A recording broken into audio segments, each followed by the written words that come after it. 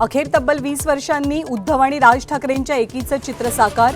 जागा वाटपाबाबत मात्र ठाकरे बंधूंचं मौन। मराठी हितासाठी एकत्र आल्याचं सूर।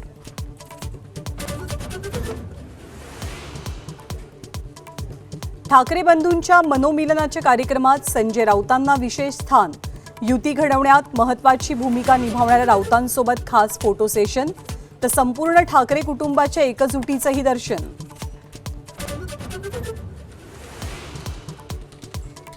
भाजपच्या हिंदुत्वाच्या भूमिकेवर राज ठाकरेंकडून प्रश्नचिन्ह।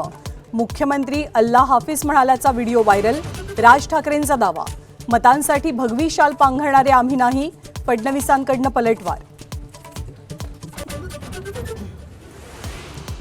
मुंबईमध्ये राष्ट्रवादी आणि ठाकरेंच्या शिवसेनेमधली युतीची चर्चा फिसकटल्याची माहिती।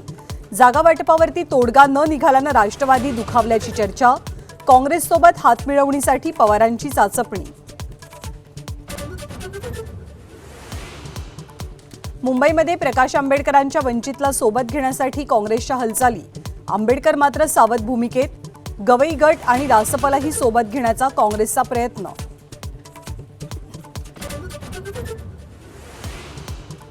देवेंद्र फडणवीस आणि एकनाथ शिंदेंची मुंबई महापालिकेतल्या जागा वाटपाबद्दल आज रात्री अंतिम बैठक। तिढा असलेल्या जागांवरती एकमत होण्याची शक्यता, तर मुंबईत अजित पवारांच्या राष्ट्रवादीचा स्वबळाचा नारा।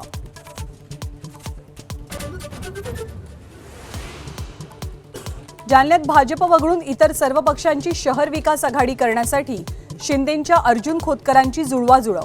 दानवे आणि गोरंट्याल यांच्यासोबतच्या राजकीय वैरामुळे खोतकर आक्रमक।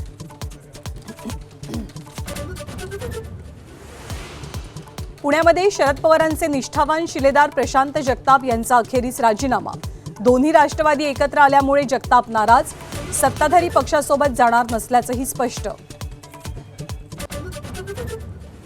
दिल्लीतल्या वाढत्या प्रदूषण पातळीवर केंद्रीय मंत्री नितीन गडकरींचं बोट। प्रदूषणामुळे घशाला इन्फेक्शन झाल्याची गडकरींची माहिती, तर इलेक्ट्रिक वाहनांचा वापर वाढवण्याचं आवाहन। सोन्याच्या दरात पुन्हा उसळी। गेल्या 3 दिवसात सोन्याच्या दरात 5,000ची वाढ। सोनं प्रतितोळा 1,41,000वर, तर चांदीचे दर किलोला 2,30,000 रुपये।